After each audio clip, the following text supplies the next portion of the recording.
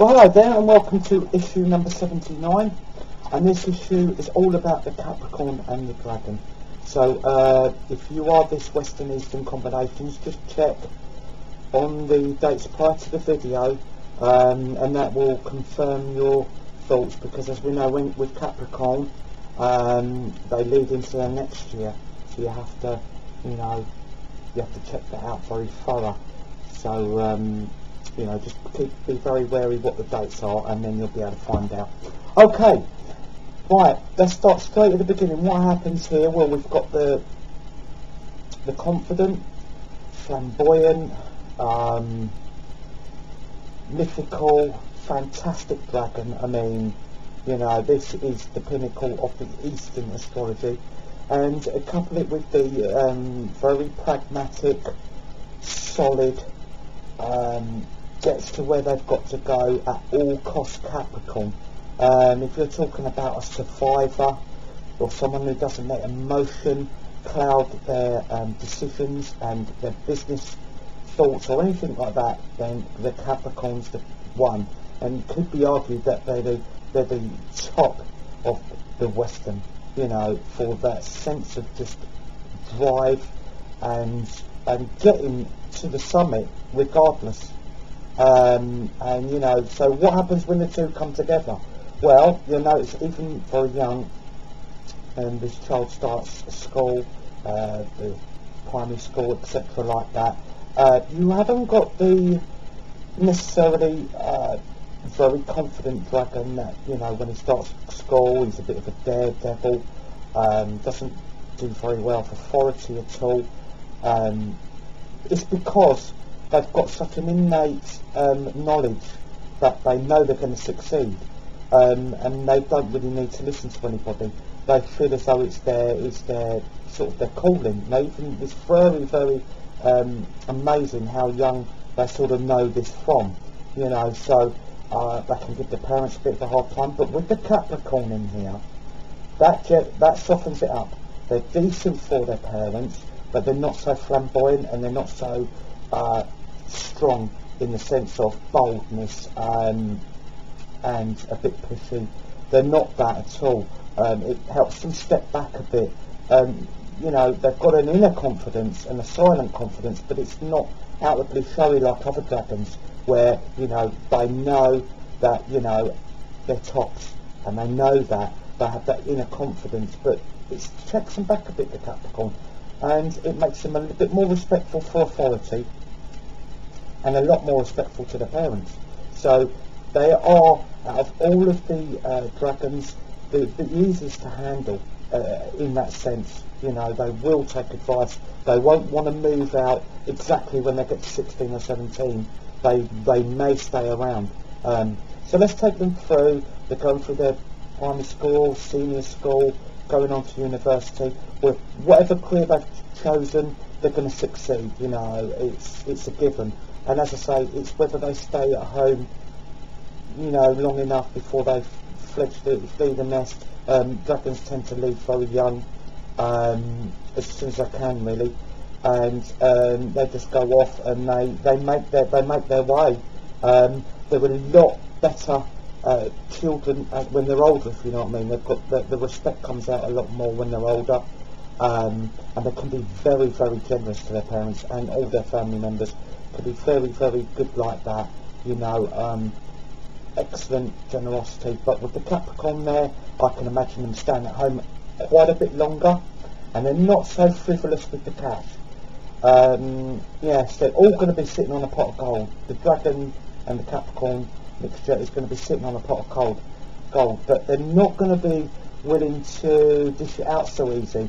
The Capricorn keeps it under wraps a bit, and again, when they're looking to meet somebody or they're going to go into a business venture, they tend to do it on their own. But if they was to go in with a partner, they would have to come in with the exact same, or if not more, because the Capricorn would not commit wholly to a partnership, and throw money in it, and they're not ones to back anybody in the sense of, I've got a great idea, you go to your Capricorn, you could go to your Dragon with it, and your Dragon will be a bit, well, that's possible, and they could throw some cash, but with the Capricorn mixed in with it, that's not going to happen. So, you know, they tend to run their own business because they, you know, it's just the way they're driven. They're driven that way. They can put in the hours they want. They tend to want to work long and hard and reap the benefits. And I say, but they don't play as hard. They're not so frivolous with their cash. And if you're expecting them on a meet-up when you start the relationship going, they're not going to part with it. They're not going to part with it just like that. It's going to have to take a long time for you to maybe gain that trust or that confidence.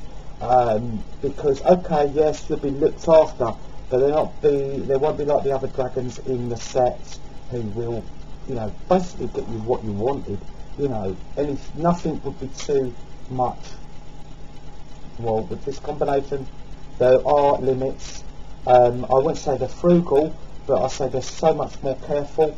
But if you look at on the Capricorn side, it's probably one of the most generous Capricorns. So you've got to look at it like that. So you can open them up ever so slightly. So if we look at their perfect matches, who's going to match this dynamic sort of character? You know, this silent but you know, real forceful and great business person who will quietly go about their business, dismantling the opposition and really being pretty ruthless. So who is going to be a good match for this combination? Well, we're going to have to look at monkeys, because monkeys, they bring a bit of showbiz into this relationship. They will bring out that greatest part of the dragon, and will open up the heart of the Capricorn a bit, and sort of get that bit of, when you have to socialise with business, or when you have to do that bit of etiquette, you need to get the monkey around to just sort of, you know, they look charming, they look fantastic, and they complement each other brilliantly. They will look a dynamic couple. So you've got to be looking at the monkeys, so you've got to be looking at the Piscean monkey, Taurian monkey, the Virgo monkey, and the Scorpio monkey. All fantastic matches. And also the rats, because the rats will give you that you know, that consistency at home that you need, because rats love security. And okay, you know, sometimes you have to spend a bit for a rat, sometimes you do, but they're good at spending their own money. But what you will get someone who's equally willing to join in, loves the security of the home, will keep the home beautiful, and just be a solid rock behind you. And they love that security. They respond to that sort of, you know, that powerful person. Rats really do look up to that. And so you've got to be looking at the Taurus rat, the Piscean rat, the Virgo rat, and the Scorpio rat. They're all, as I say, very fantastic matches for this particular dragon. If we look at the ones to avoid, well, we have to avoid dogs at all costs, really, for dragons, and vice versa. Dogs want to see a little bit more equilibrium, and they want to see a little bit more maybe generosity of spirit when it comes to this sign, whereas the dragon Capricorn will be looking to advance first, feelings later. Advance first. The dog doesn't really work like that. They will get very unsettled in any dealings or any partnership, and basically emotional sides of each other they're not going to be catered for. Plus the dragon really does love a fiery relationship, and the Capricorn there underneath it all quite an earthly lover, so it's not going to work because the hot-bloodedness of the dog isn't there. You know, they need to be protected, but it needs to be equal. They need to be able to care as well, and the dragon's too independent, and also would want a bit more physical stuff going on, which maybe not be forthcoming, and that will cause breakdowns, and basically the dragon won't stay around. That's as simple as that.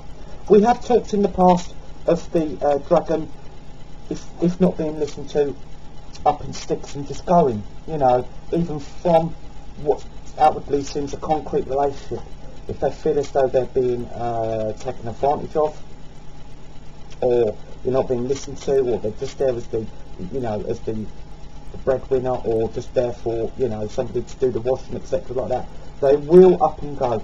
That is exactly the same with this combination. It's no different. The Capricorn will be a little bit more earthy in respect to that, and won't be so flush with the money, so it might not attract somebody who is willing to use him so much for money. So it may not happen as often with this combination, but it's still going to.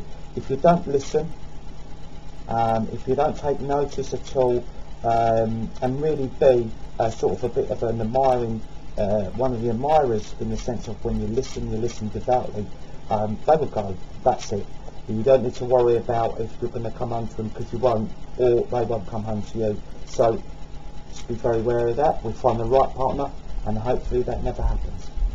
Okay, thank you for listening in, and please join me for the next issue. Thanks. Goodbye.